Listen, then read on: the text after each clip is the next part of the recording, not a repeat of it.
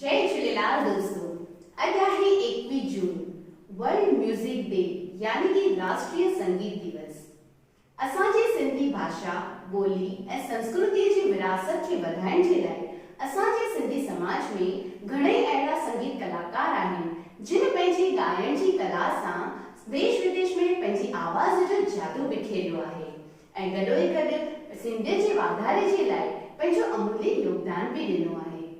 जी दोस्तों, मां एकता अमरनाणी अॼु संगीत दिवस ते तव्हांजी मुलाक़ात हिकु अहिड़े ई शख्सियत सां कराइण थी चाहियां जेके असां सां गॾु हिते मौजूदु आहिनि, श्री पिंटू सोनी, जेके पिंटू सिंगर जे नाले सां मशहूर आहिनि ऐं जेके सिंधी समाज जा ॼावल ऐं सुञातल महान संगीत कलाकार आहिनि।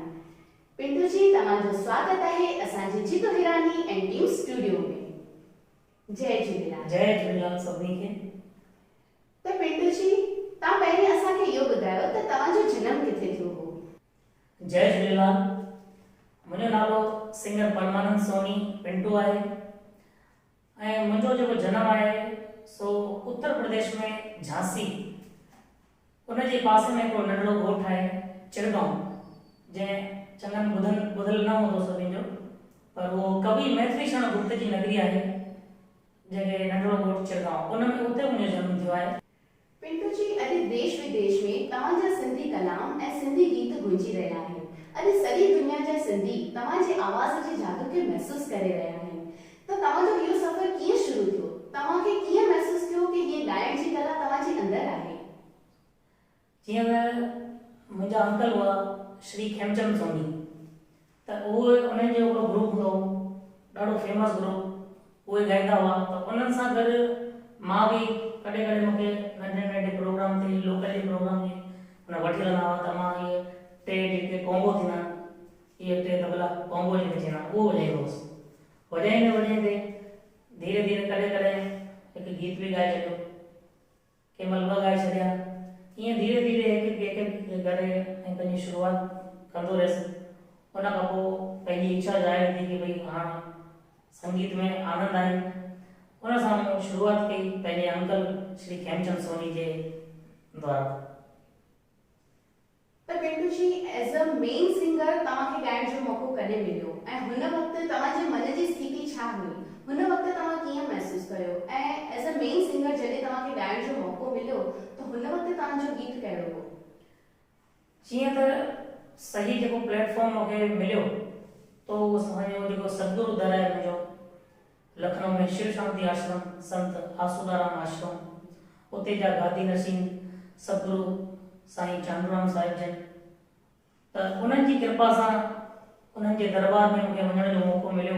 त कंटिन्यू करीब 7 खां 8 साल मां उन्हनि जे दरबार में रहियमि, संगीत जी उते ॼाण वरिती, छो त असांजा जेके साईं जन आहिनि उहे ॼाणूं संगीत जा, गुरबाणी में, भागवत गीता में, हर शइ में उहे निपुण, त उन्हनि खे ॾिसी ॾिसी उहो सम्झाईंदा हुआ त हीअं ॻाए, त सही लेवल में अगरि मां कंहिं स्टेज ते ॻाइण जहिड़ो अगरि थियो आहियां त उन्हनि जी कृपा सां थियो आहियां।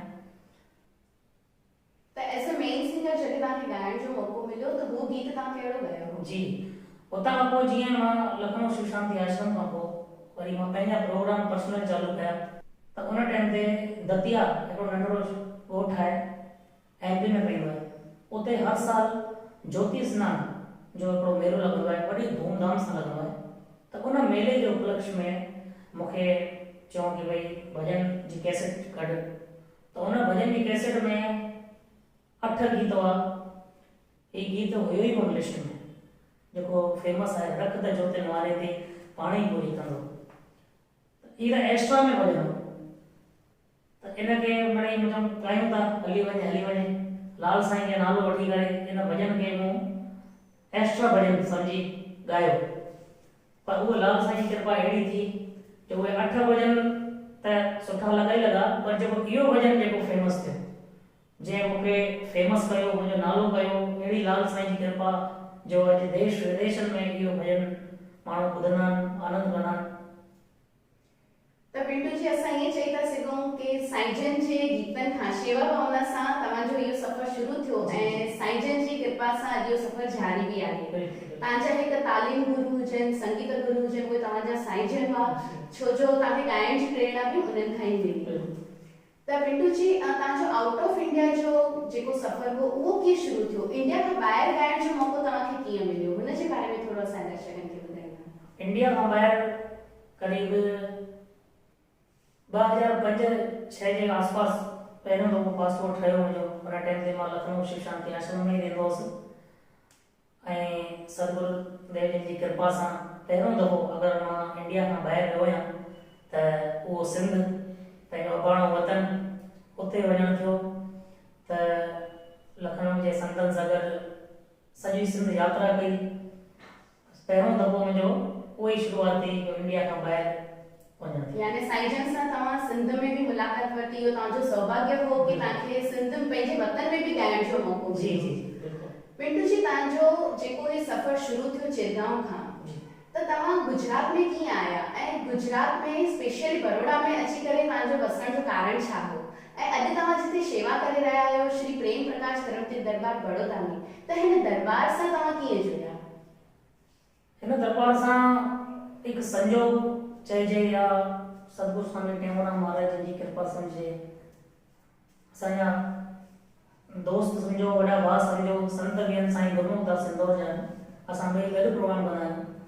अचण में उन्हनि जो रहणो उन्हनि जो, पर उहे मूंखे गॾु वठी विया कि हलो साईं जा दर्शन करूं बड़ौदा में ऐं संतनि सां मिलो, सुठी दरबार आहे, सुहिणी दरबार आहे।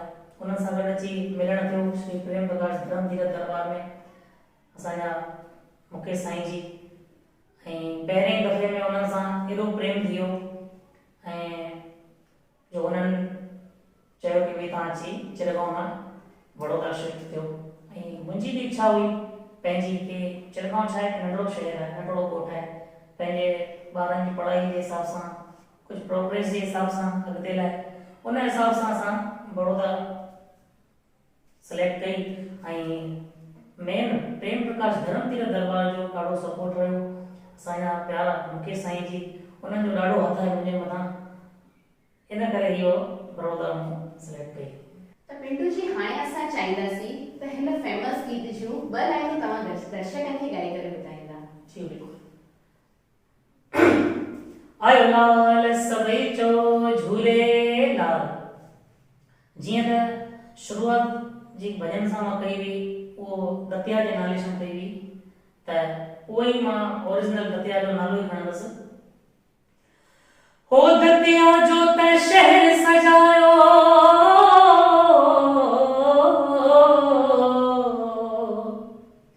हो दतिया जो त शहर सजायो, हो आयो ज्योतिन जो मेलो,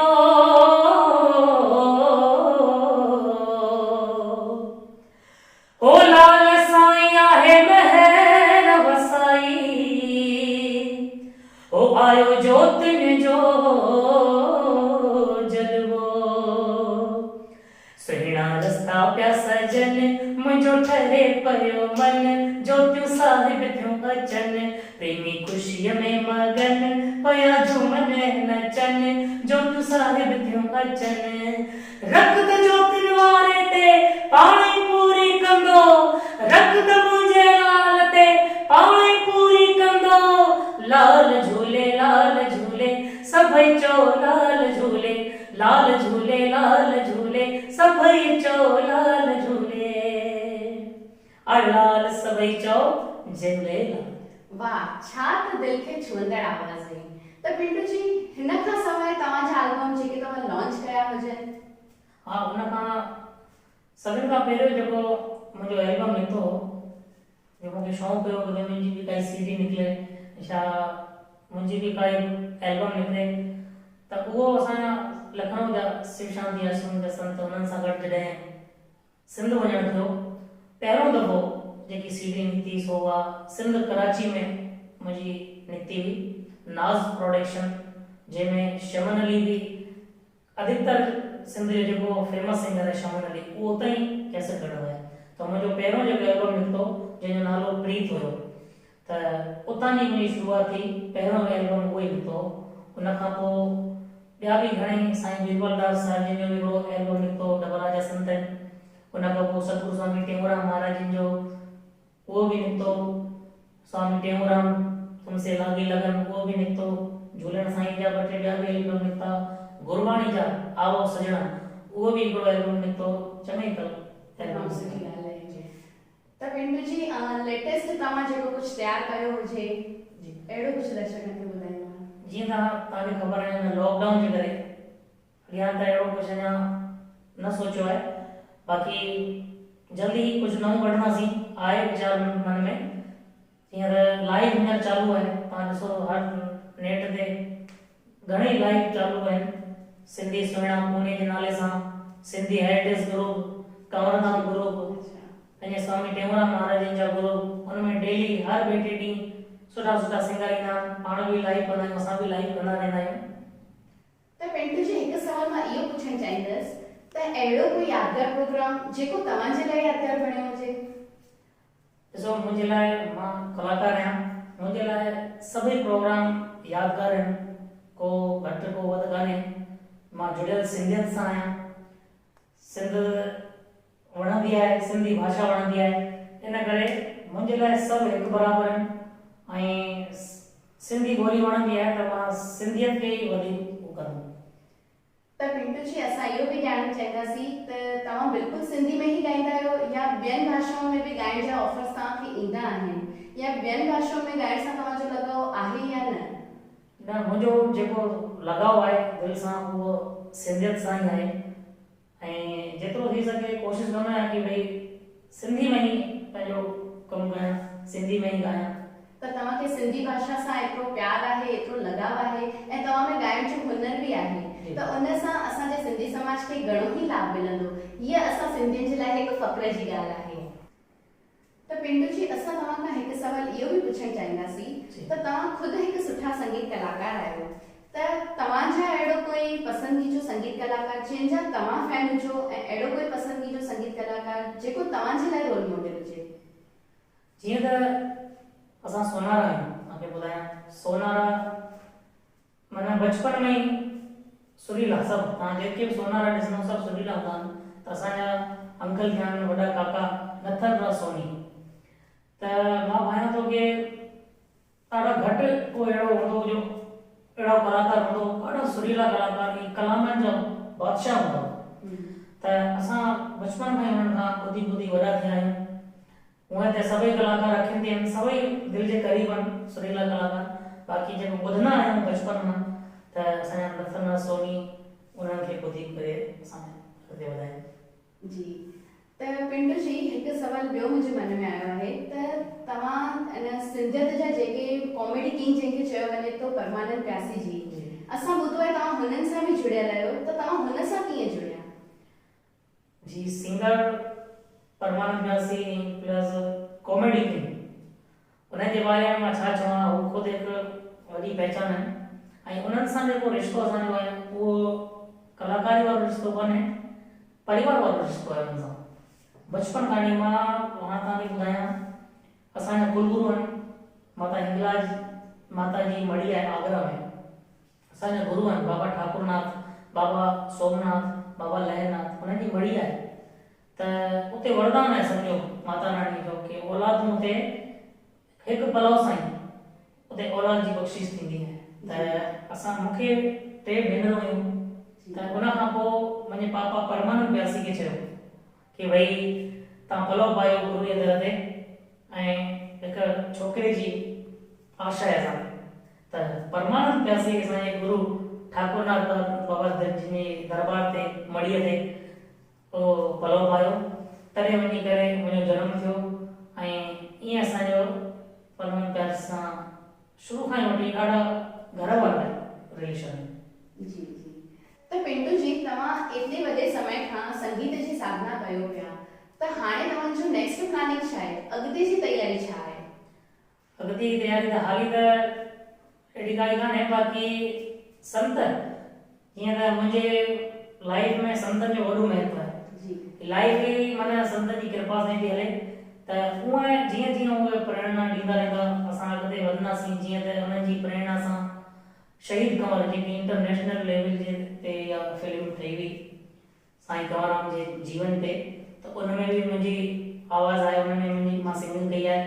हाणे जी लेटेस्ट जेकी मूवी लॻभॻि 99% तयार आहे, लॻभॻि सिर्फ़ु सिंगिंग जो ई थियणो आहे।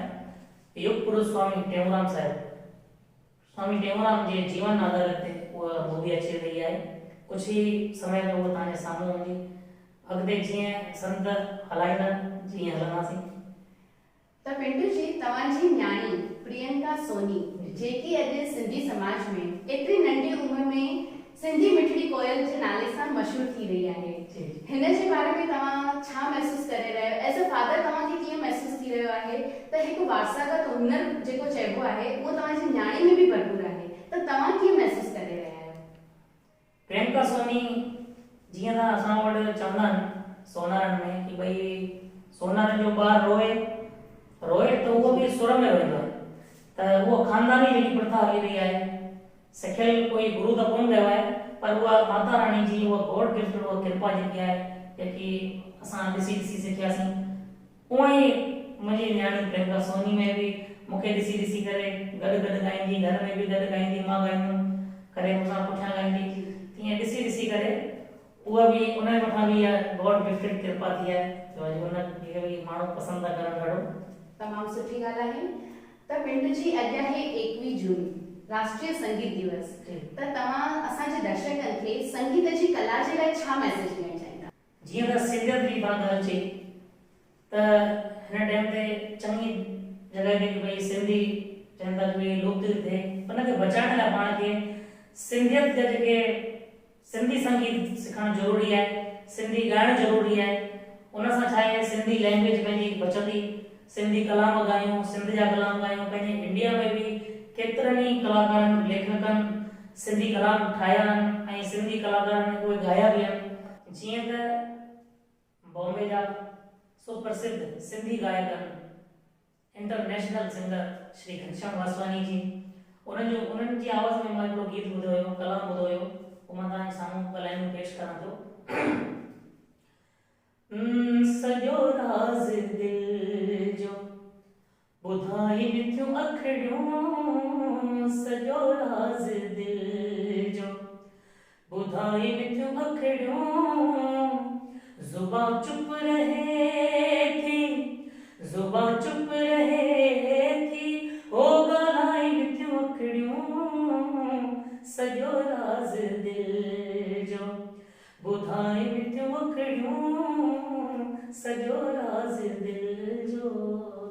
त अहिड़ियूं सिंधियूं अगरि कलाम पंहिंजा ॿार बि ॻाईंदा त अॻिते ज़रूरु आहे कि इहा सिंधी ॿोली पंहिंजी क़ाइमु रहंदी।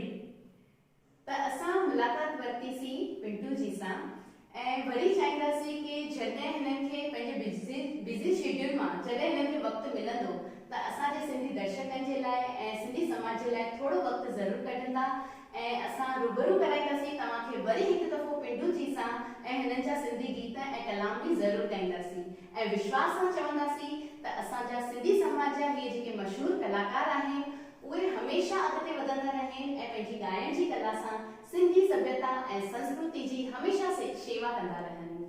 त पिंटू जी, तव्हांजो खूब खूब धन्यवाद, खूब खूब महिरबानी। महिरबानी। जय झूलेलाल। जय झूलेलाल।